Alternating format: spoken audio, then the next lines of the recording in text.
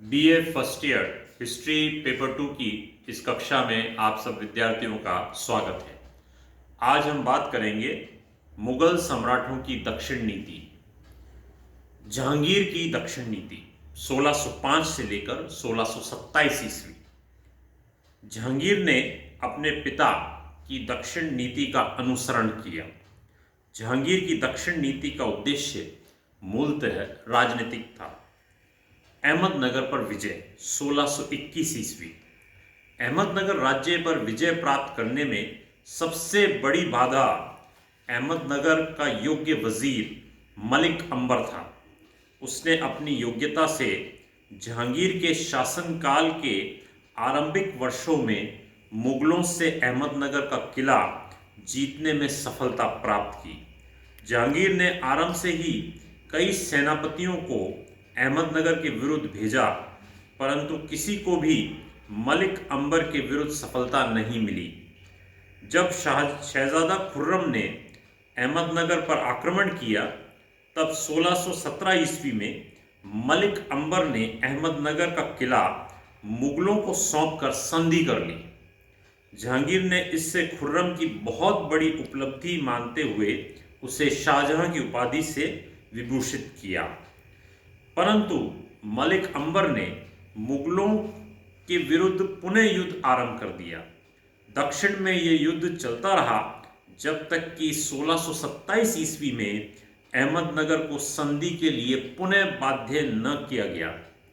इस संधि के अनुसार अहमदनगर ने मुगलों को बहुत से भूप्रदेश दे दिए। 14 लाख रुपए की वार्षिक आय का एक अन्य भूक्षेत्र मुगलों को दिया गया। इसके पश्चात दक्षिण भारत का युद्ध समाप्त हो गया। अतः जहांगीर के काल में दक्षिण में साम्राज्य विस्तार संभव नहीं हो सका। Doctor RP. त्रिपाठी के अनुसार मुगल शक्ति दक्षिण में वहीं पर थी जहां की अकबर ने छोड़ा था। अगले शासक हैं हमारे शाहजहां। शाहजहां की दक्षिण नीति 1627 से 1658 ईस्वी। शाहजहां ने भी अकबर और जहांगीर द्वारा अपनाई गई नीति का अनुसरण किया। शाहजहां की दक्षिण नीति का उद्देश्य मूलतः राजनीतिक था। अभियान। पहला अभियान अहमदनगर पर अधिकार 1633 ईस्वी। अहमदनगर के योग्य वजीर मलिक अंबर की मृत्यु ने शाहजहां को अहमदनगर पर आक्रमण करने का अवसर प्रदान किया।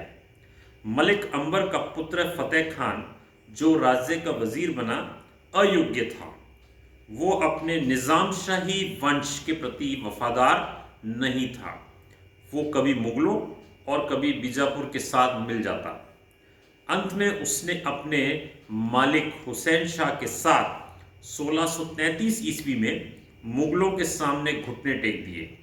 हुसैन शाह को ग्वालियर के किले में कैद कर दिया गया और अहमदनगर राज्य को मुगल साम्राज्य में सम्मिलित कर लिया गया। गोलकुंडा के साथ संघर्ष। 1626 ईस्वी में गोलकुंडा के शासक मोहम्मद कुतुब शाह की मृत्यु हो गई और उसके पश्चात मात्र 11 वर्ष की आयु का बालक अब्दुल्ला कुतुब शाह बना। 1636 ईस्वी में मुगलों के दबाव के कारण गोलकुंडा को एक संधि करनी पड़ी। जब औरंगजेब दूसरी बार दक्षिण का सूबेदार बना तो उसे गोलकुंडा पर पुनः दबाव डाला, क्योंकि गोलकुंडा 1636 ईस्वी में की गई शर्तों को पूरा नहीं कर पा रहा था। अतः औरंगजेब ने गोलकुंडा का घेरा डाल दिया, परंतु उसे शाहजहां का आदेश मिला कि गोलकुंडा का घेरा हटा दिया जाए। 1656 ईस्वी में गोलकुंडा से संधि कर ली गई, जिसके अनुसार गोलकुंडा ने मुगल आधिपत्य स्वीकार नहीं किया, परंतु वैवाहिक संबंध स्थापित किए। इस प्रकार गोलकुंडा को दुर्बल तो कर दिया गया, परंतु उसका स्वतंत्र अस्तित्व नष्ट नहीं किया जा सका। बीजापुर के साथ सफल संघर्ष। 1631 ईस्वी में मुगलों द्वारा किया गया आक्रमण विफल रहा।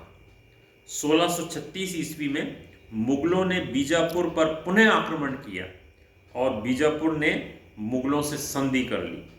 जब औरंगजेब दूसरी बार दक्षिण का सूबेदार बना तब मुगलों ने पुनः बीजापुर में हस्तक्षेप किया। 1656 ईस्वी में आदिल शाह प्रथम की मृत्यु हो गई। तब शाहजहां ने औरंगजेब को बीजापुर पर आक्रमण करने का आदेश दिया। अतः औरंगजेब ने बीजापुर के किले का घेरा डाल दिया, परंतु इसके पहले कि वो बीजापुर के किले को अधिकार करता, शाहजहां के आदेशानुसार औरंगजेब को बीजापुर के साथ संधि कर लेनी पड़ी।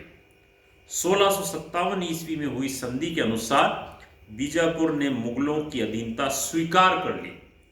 इस प्रकार शाहजहां के समय में मुगलों की दक्षिण नीति पर्याप्त सफल रही। धन्यवाद विद्यार्थियों।